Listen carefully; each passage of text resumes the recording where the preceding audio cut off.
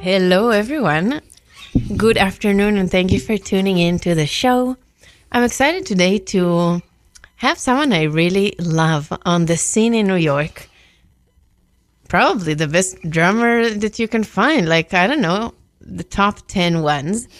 Actually, I was supposed to have you on my first album, but it didn't work with the dates, and it ended up being Gregory Hutchinson. You could, you could do a lot worse than Gregory Hutchinson. Exactly.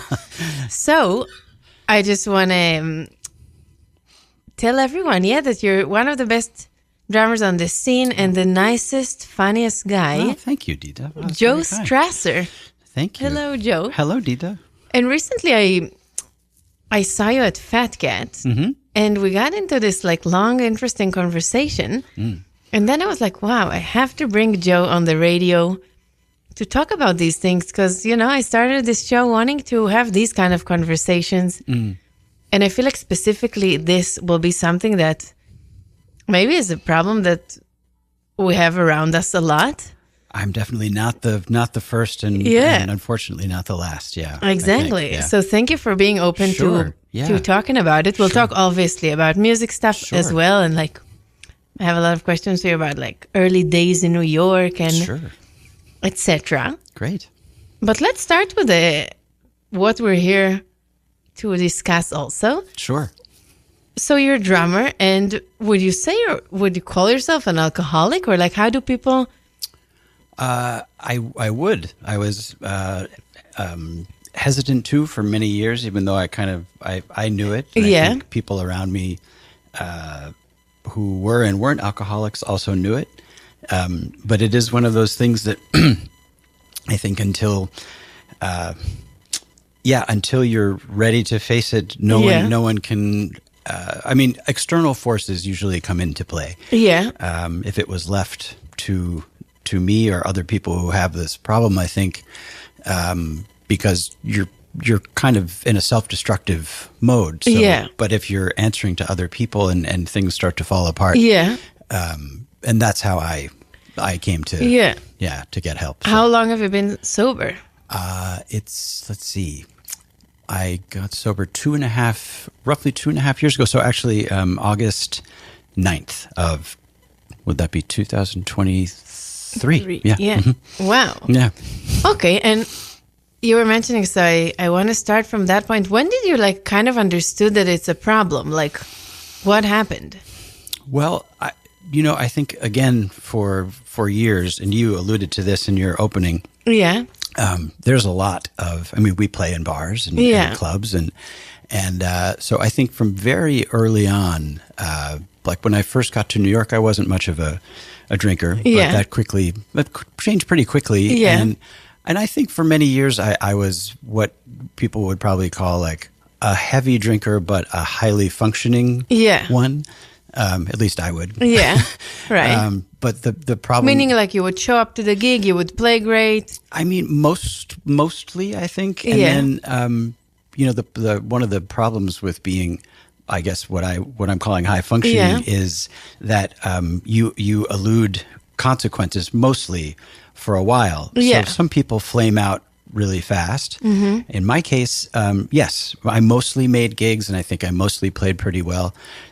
It probably affected my personal life, certainly did, relationships and things like that. But professionally, I think I mostly kept it together, even kind of until the end. But that's when more and more consequences, I think. And during COVID, as happened with a lot of people, I started to drink more during the day. Boredom and and then my father died, unrelated to COVID, but.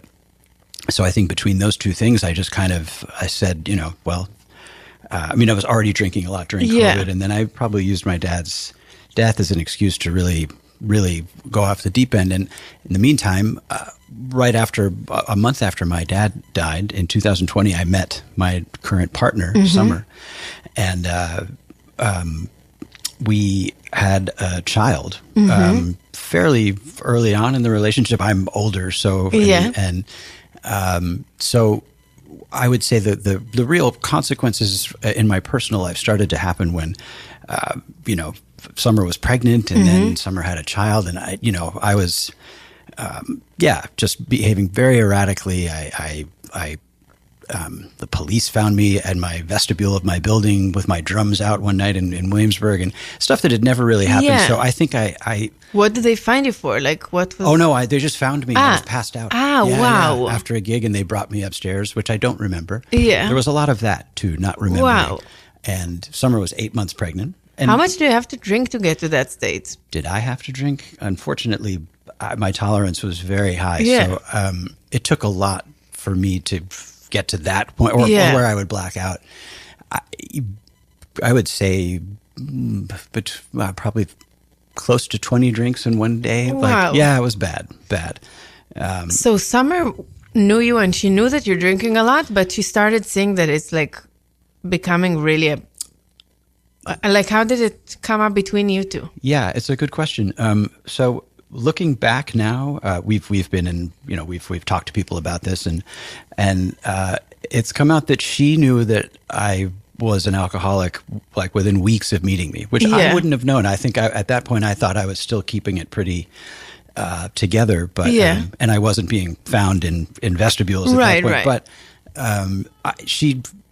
that's what she's told me since, and it, I think also if you have this problem, there's a degree of lying involved, and you become very, very good at lying and denying, and so I think all of us who share this problem probably think that we're better liars than we are. Yeah. But give me examples. Like, what kind of lies would you come up with? I mean, let's see. I would say, just like for an example, like on a daily basis, because I was drinking when I woke up. Towards the end. So I would say, what was your favorite drink? Like, you would wake up and drink what? Well, at that point, almost anything we had. Yeah. But my favorite drink when I was actually, I would say, enjoying drinks and not, I loved scotch quite a bit. Okay. And beer too, and I loved wine with meals. But towards the end there, I would say, hey, I'm going to run to the store real quick. And I would go, I knew where all the liquor stores were and how long it would take me, and therefore what seemed feasible. Like if I was going to be gone 10 minutes, I wanted to make it believable. Yeah. So I'd grab like some airplane bottles. Usually the thing that scotch is hard to hide on your breath, so I would drink vodka. Yeah. Just chug it down, and then I would come back with like some milk or something. I think I was very good at hiding. It took a lot for me to actually seem drunk. Yeah. But I think Summer knew much of the time, and also how many times can you go out for milk without arousing suspicion and so yeah. But she in the beginning was like less making it of a big deal, and then when she was very pregnant and you started having these incidents. Well, and they started even before she was pregnant and earlier on in our relationship too. I also on some gigs you were talking before. That started to crack too a bit for me. I got very, very drunk. I don't remember this actually, but I blacked out, but continued playing on a gig. At the Django, and I, like people heard about it. The staff, like someone in the audience noticed and said something to the management, and at that point I was jeopardizing. You only get a few passes at that, and then people are like, why would I hire you anyway? Right. And yes, those are things that are also tough to deny, even though, again, if you've been drinking for a long time, denial is like you live in that. But again, like with the police and with this and the evidence starts to pile up that, no one wants to. I don't find that most people I know who have quit don't just wake up and say, I'm kind of tired of this. It's usually something really bad. They're going to lose something, or they have, or they've hurt someone by accident or intentionally. And so, did Summer at some point tell you, listen? Yeah. Mm-hmm. Yeah. This can't go on? Yes. And that's why that's how I ended up. Did you go to rehab? I did. Really? I went to a 6-week program, in Connecticut. Yeah. Called Mountainside. You just heard what you said and says, okay, I'm going to do it? It was like things had piled up. And it was, and she had given me chances, and I had tried other programs where I was supposed to abstain or cut down. Yeah. And again, I lied through all of that to both the people in those programs and to Summer. Mm-hmm. And I'd say, look, I really get it this time, and I'm, and then I would maybe manage to slow down for a bit, but never being truthful about how much I was drinking. And so then this time big things piled up and you're like, okay, I'm going to this rehab in Connecticut. And she was still pregnant, or? No, at this point, Jack was a year and a half old. Oh, wow. Unfortunately. Yeah. So, and I don't know, again, that's another thing. I'm not sure how, now when I look back on it and I'm, mostly rational. It's hard for me to picture doing a lot of the things that I did, but one of them is, how was I going to be responsible for a baby and a toddler in this state? Is terrifying, and Summer was rightly concerned about that, and things had just it was.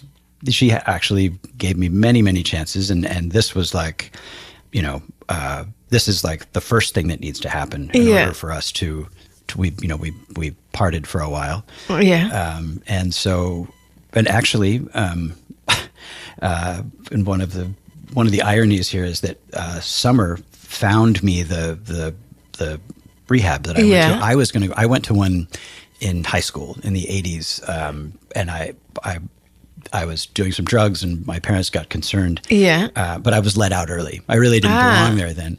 But I was going to ask you if it was just alcohol or also drugs. I've certainly done a lot of drugs over the years. During that time, or mostly younger? Mostly, there's,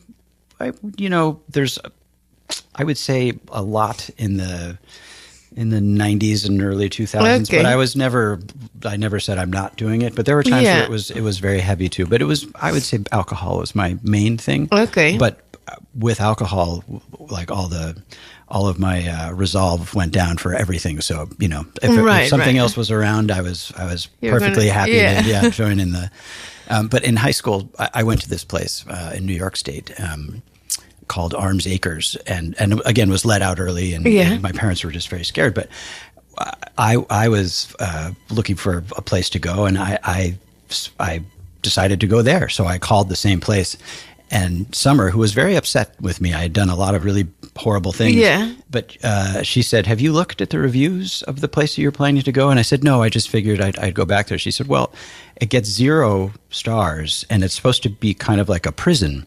Oh my God. I was in like the adolescent wing when I was there, and it was also in 1988, so it's a long time ago. But so it's Summer who found me this place that was really an incredible. I don't think I would have stayed at the other place. It was supposed to be like, rough. Right. The place that I went to was lovely, and it was rough. No one's happy to be in rehab, but it had a lot of mindfulness and a very good approach in it, in addition to the traditional stuff that like AA meetings, but it's Summer who really, even in the height of saying I've had enough of this, and you found me the place that really got me. So what do you do on the first day on rehab? Like, do they take your phone? Like, how much? Okay. Which, and I'm not recommending rehab to anyone, but as a side benefit, to not have a phone for 6 weeks, is amazing. And you have like one phone call a day or something? You can call out. There's a phone, but it's like an old fashioned phone, and everyone lines up for it. So you have to it's not hard to make calls, but you have to time it, and then and if you're allowed to access your cell phone every week or two, but under supervision. People are doing all kinds of things, even in rehab, to see if they can get some drugs. Yes, exactly. Yeah, it's amazing. I wasn't doing that at that point, but I would also say that when I first went in, I was also lying, because in my head I thought I'll get through this. And then in about 6 months, I'll start to have a glass of wine now and then, and I'll say, I'm fine, I'm good. Yeah. And then about a week in, I was in detox before they send you to the residential. Right.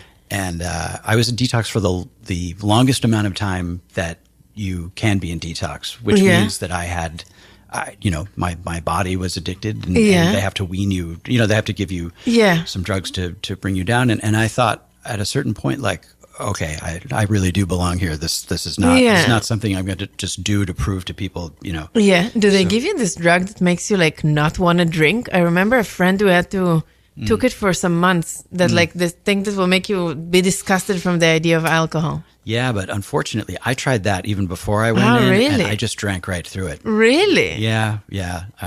So it works for some people. That and I did.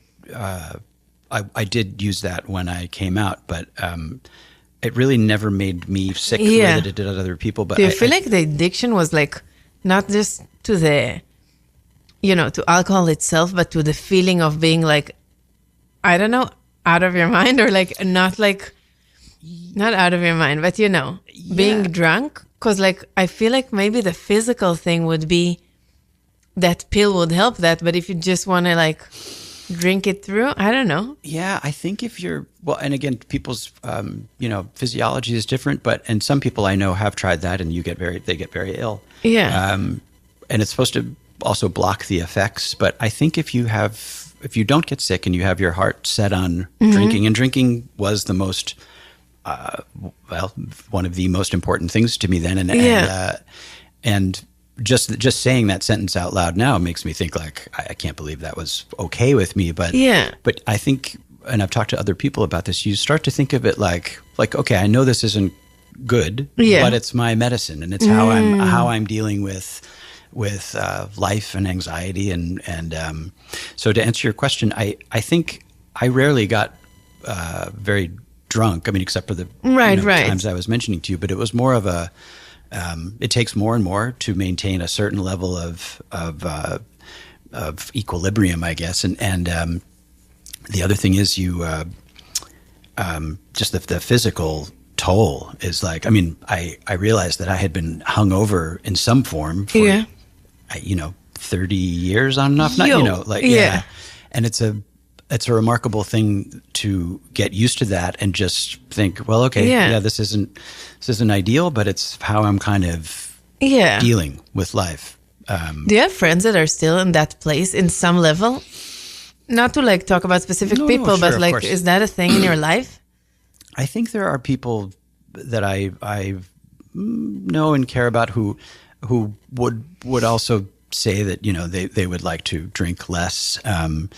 Whether they're at the level that I got to, like, I mean, years ago, I saw people at my level when I thought, well, that's a shame. That's never going to be me. That person just they let it go too far. Yeah. But there are people some of my friends that I talk to that I think we're also of a certain age too. It's not, hangovers don't get easier as you get older, and your health starts to be cumulatively affected. And there are people I probably, if they came to me and said, hey, can you help? I would say, of course, let me do whatever I can do. It is the kind of thing though where you can't really approach someone and say, I think, did ever someone try to do it with you? Yeah. Except of summer, or like someone Sure. Yeah. Previously. What would they do? Like, I mean, I had people definitely say, hey, you're really drinking a lot, or you're doing a lot of whatever else you're doing. And are you okay?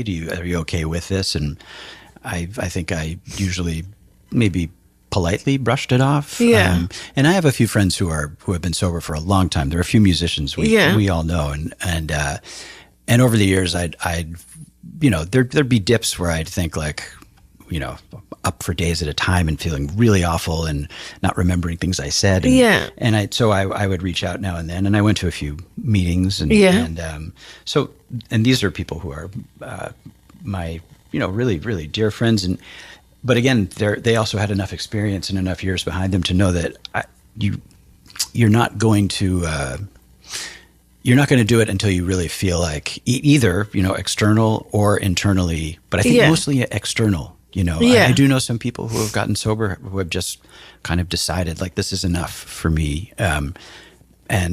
So that can happen for sure. But in my case, there's a saying, no one finds Christ on prom night. Yeah. So exactly.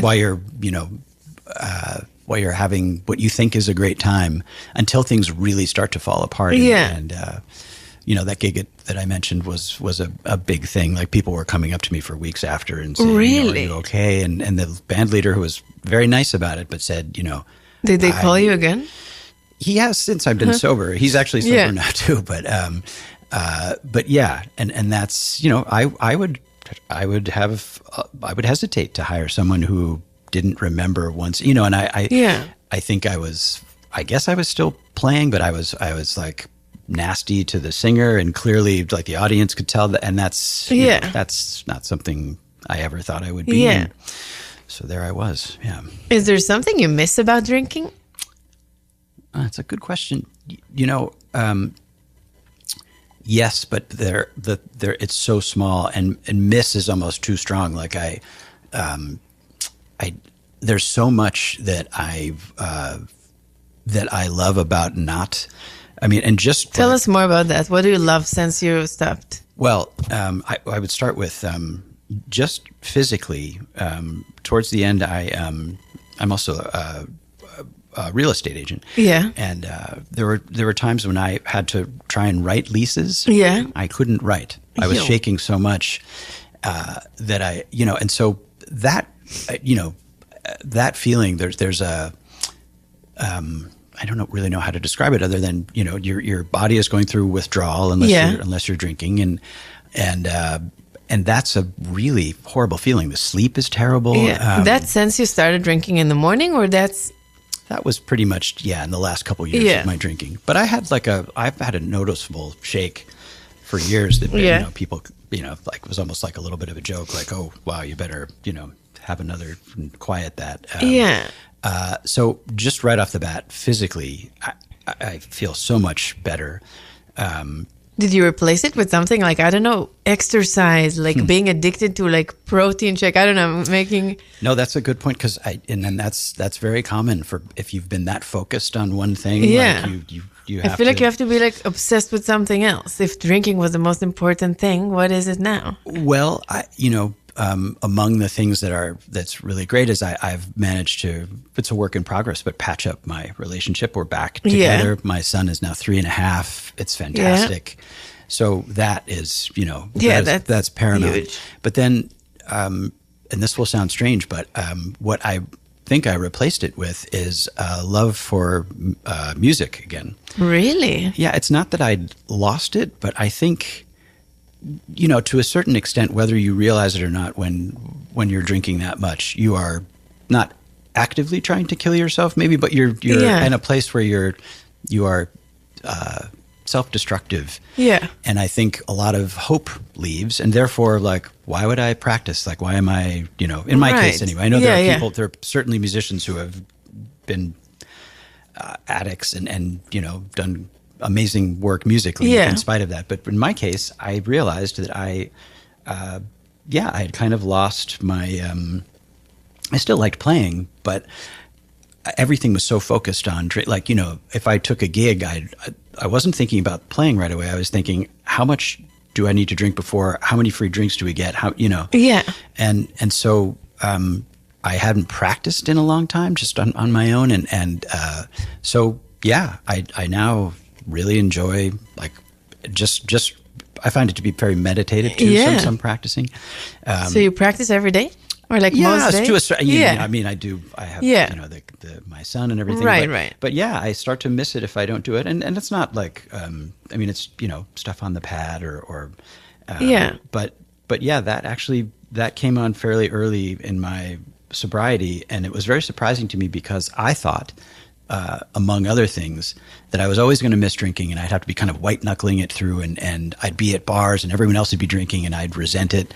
Right. And that miraculously was not the case. When I first came out, it's almost like I described it like a phantom limb, like I was reaching for, on the bandstand. Yeah. And so I drank a non-alcoholic beer for a while, or I'd have seltzer. Yeah. But that didn't last very long, and I never had to really I was never to the point where I was like, I have to get out of here. I need a drink so badly, which is amazing. And I'm very grateful for that. And now I don't like if I'm having a bowl of pasta. Sometimes I'm like, a glass of wine would be really nice right now. Right. But I have like a deck of cards of like 50 things that are so much better in my life. Right. Without it, that it's very fleeting. It doesn't last that long. And yeah. Okay, and that brings me to with that. So it feels safe to open a bar. You're opening a bar, yeah, or a club. What is it? Tell me more. It's a club, but it certainly has a full bar, and that's a very good question. The irony of opening a bar when you're sober is right, glaring. But the thought of me owning a bar not sober is one of the worst ideas I could imagine. So totally, but it's not something you're scared of. Like you're just not drinking anymore, and you're going to have a bar because you're a musician, and it's a jazz bar. It's going to be a jazz club. Yeah, that's exciting. Yeah, what is it going to be? So it's going to. Well, I should mention my partner is a really dear old friend named Mark Quinn. He's not a musician. He's an attorney, but I met him hanging out at Smoke 25 something years ago. Yeah.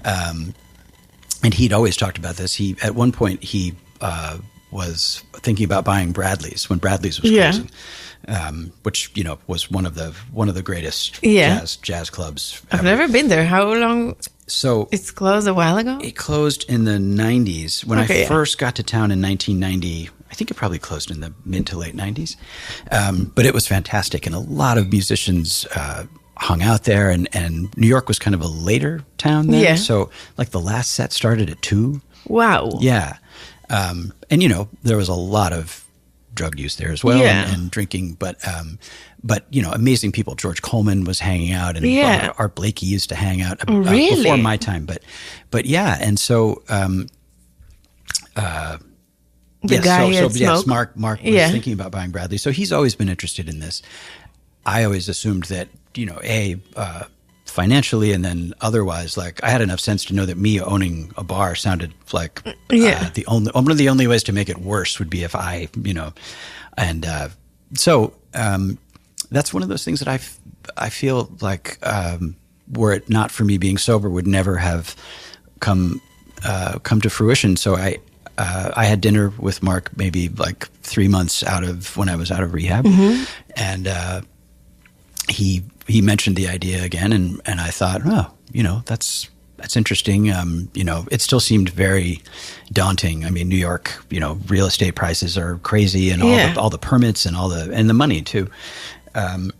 So about a year ago, I started taking it very seriously, and I looked. I didn't know much about commercial real estate, but I looked and I found this place. It's right near Trinity Church in Wall Street. It's on Greenwich Street. And I thought, wow, the rent seems low compared to everything else I've seen. And the key money, what you pay the owner to, seemed also relatively low. And so I told Mark about it, and I went to see it. And then Mark came to town, and we saw it together. And the guy selling it was a very colorful character, and at this point I still thought this is a fun dream, and fun to just look at spaces and things, but then it started to actually we made an offer, and there was all sorts of stuff that it took about 8 months from the time we put our offer into we signed leases for January 1st. And I'm still amazed, really, and when I say to myself sometimes I now co-own a club, it doesn't sound doesn't fit with. When will it open? We're hoping by April. It's actually set up now. I mean, when we have our liquor license, but it needs a facelift on the inside. I would say it looks a little like like a Hula Hands. It's like a cheesy kind of, sports bar. So, but we have people in there now. Actually, I was in this neighborhood last week, picking lumber that they're going to put this, for this new floor. And it all feels very surreal to me, It sounds like the most fun and difficult project, but exciting. You're making your own place. Yeah, that's very well said. How you just phrased it. It feels like maybe 80% very exciting and 20% totally terrifying. Yeah. I think you're supposed to have some of that because it's.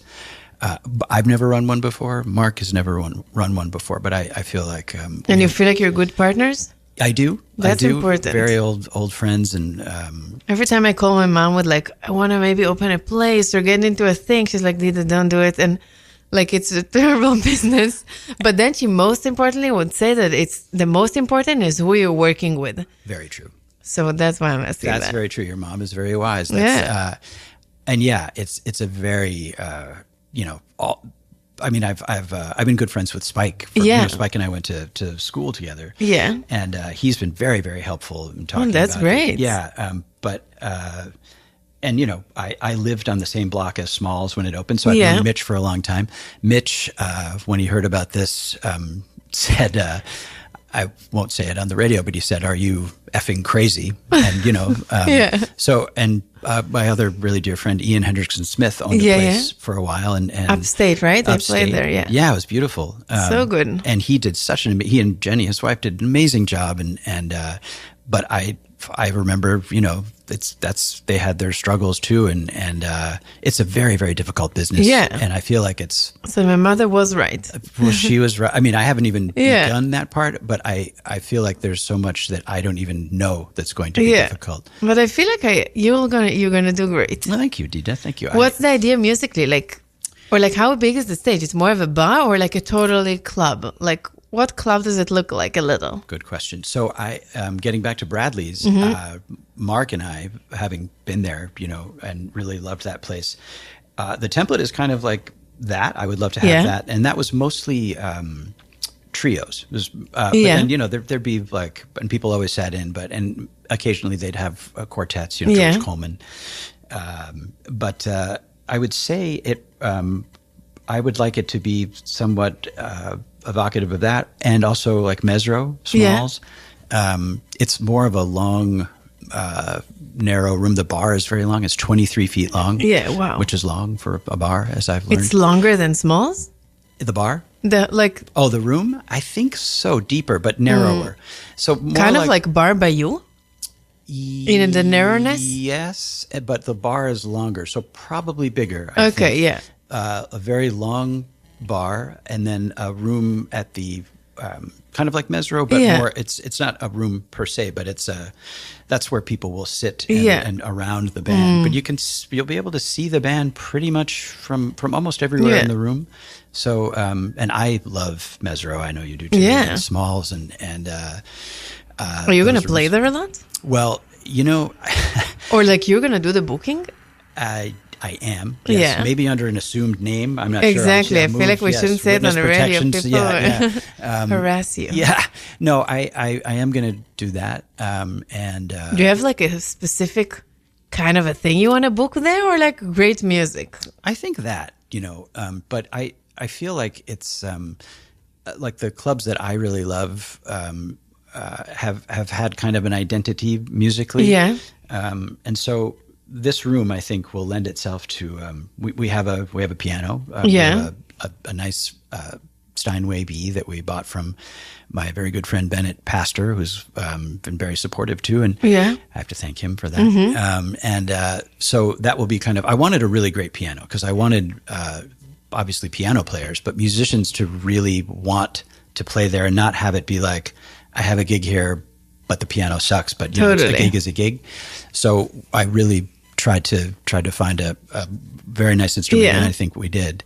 And so the identity will be like piano trios? I mean piano trios, but we'll expand. We're gonna have guitar, we're gonna have vocals. Right. It's also it's in a commercial building, which is good news for several reasons and maybe not good news for others. Yeah. But you can have like loud music? Well, there's a hair salon above us that closes at 7, and there's a deli below that plays really awful loud music themselves. So, but we do have one building to the side that's residential, and I honestly don't know until we play. Yeah. I don't think it will be an issue. It looks like very thick walls, but it'll evolve, I think. And I would love to have quartets at some point. It's also a space issue with the audience, like Mesro. But I'm fairly sure we'll add instruments. Yeah. Quintets, sextets might be tough, but you never know. I'm not ruling anything out. Yeah. I mean, my aesthetic is. I love the way that Spike books his clubs. Yeah. And I'm not just going to have it be, my personal favorite taste at all times. Yeah. I'd like for there to be room. But that said, I like what I like, and I know what the group of musicians that I think I'll be booking. But I'm certainly going to be open to, all kinds within the sphere of more straight ahead jazz, I guess. Right, what I'm saying. Yeah. Yeah. So, yeah. Can you tell me more about those days when you lived next to Smalls and I don't know, the 90s, was it, in New York? Because I wasn't here yet. Yeah. And I feel like, I don't know, you probably were friends or roommates with someone told me you were roommates with Sam Yahel, or I'm making it up. No, really? No, that's wow. for real. Yeah. Sam was and still sometimes my teacher for 15 years. Oh, that's right. Yeah. He's an amazing teacher. I mean, really an amazing musician and human being too. Yeah. We went to the New School together. We met in 1990. Wow. We were. Sam never told you drink too much? Oh no, Sam certainly did. Okay. Yeah. No, Sam and I were very close, and he had his own concerns for sure. Yeah. But a dear friend and so we were roommates with. We were in an 8-man suite at the New School our first year. Yeah. Wow. And so then, all of you were at the New School together? So we had, let's see, Alex Graham is another really good friend, and he lived in this space with us too. We were just put together. Okay.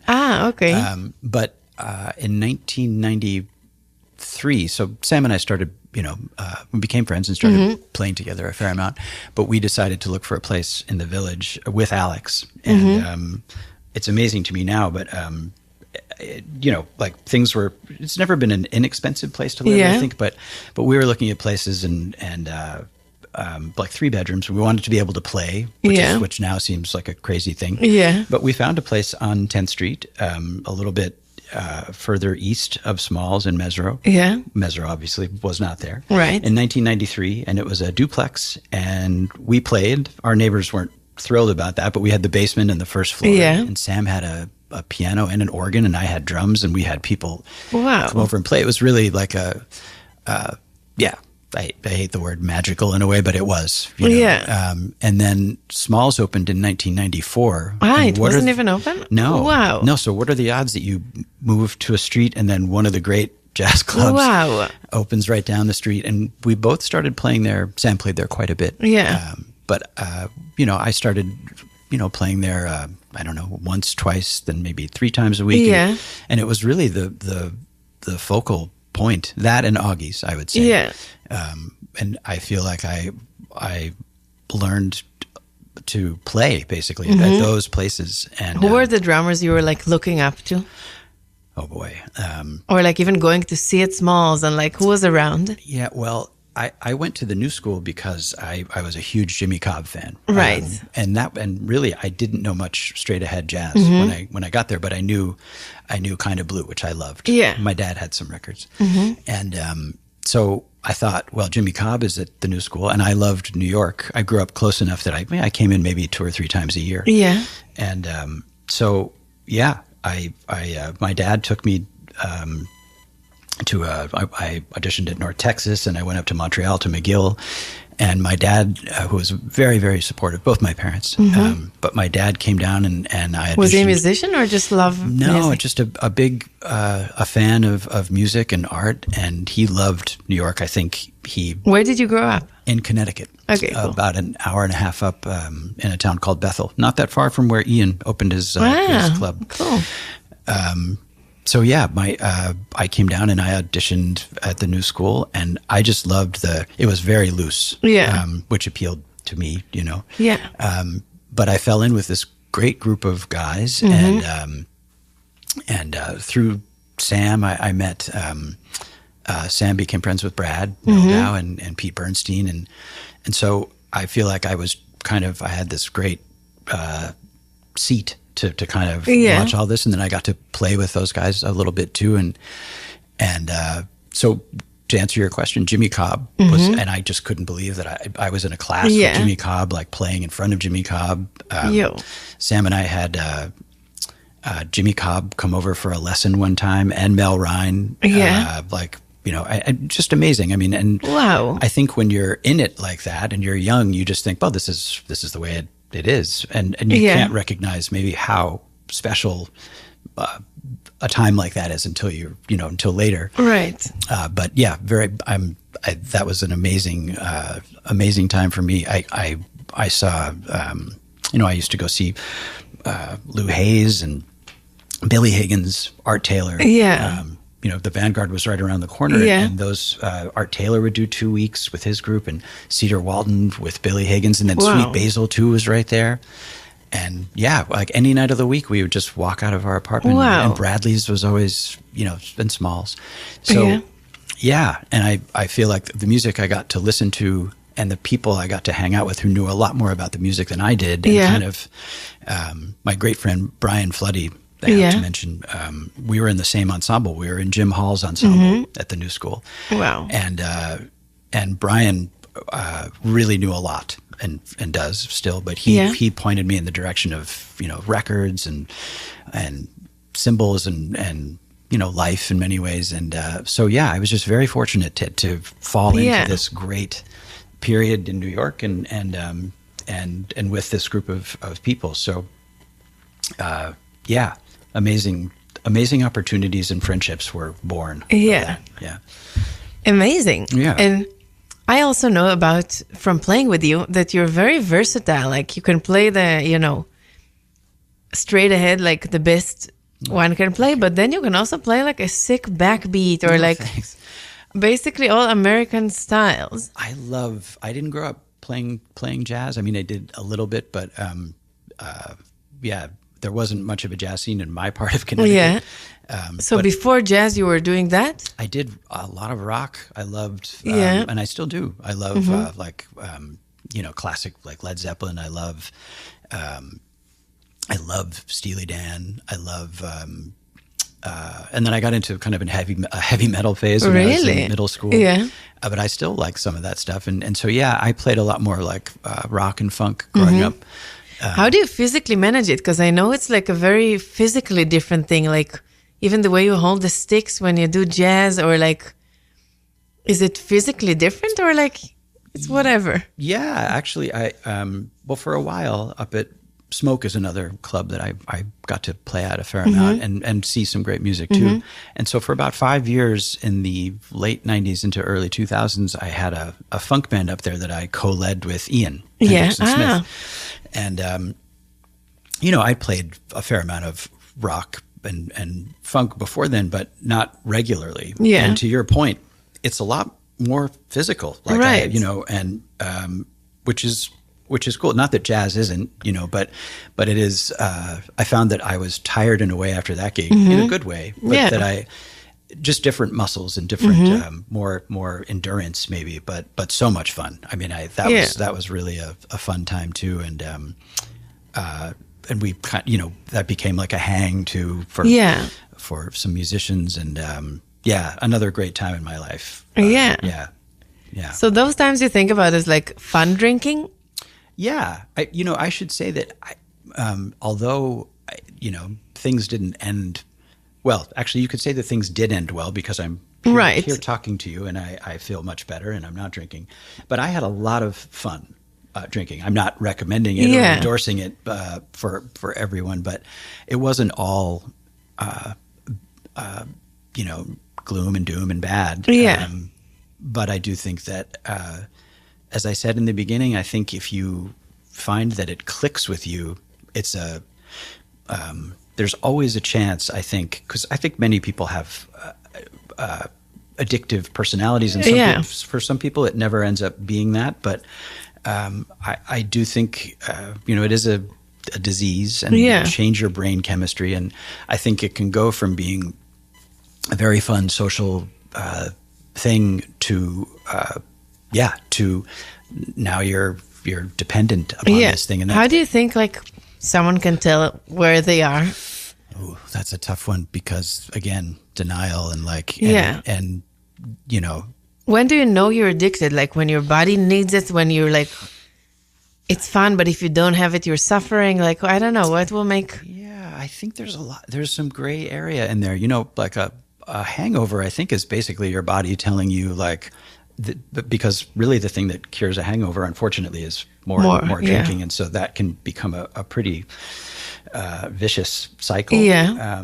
But again, what I described to you in the beginning, most people, and I'm sure as you are sitting here listening to the police story, and I'm shaking so much that I have to drink. It sounds to me now like that's almost insane behavior. Yeah. But I think, as I said, even when I went to rehab, I was like, I have a problem, but I'm not I'm not addicted. I can stop. And then, so I think the mind, they call it a very cunning disease, and it is. And so I think the importance for me and many people I know who are sober is you never want to get cocky about it, and I described to you, that I'm amazed that I don't want to drink. Really, right. But I'm always aware that if I get too, you don't want to get lazy about that or take it for granted. Do you still do something I don't know, go to AA meetings or do anything to kind of keep yourself in that protected or something? I do. I went to AA when I first came out, and actually it's called coming out. Oh, came out of rehab. Yeah. Okay. No, I see what you mean. Yeah. No, came out as an alcoholic. Came out as an alcoholic. Yeah. That's a good. I never thought of it that way, but I mean, and there's something both scary but liberating about that too. When you finally fess up to yourself, okay, because it opens up a world that I don't think I had envisioned. Yeah. And then also you're not suffering.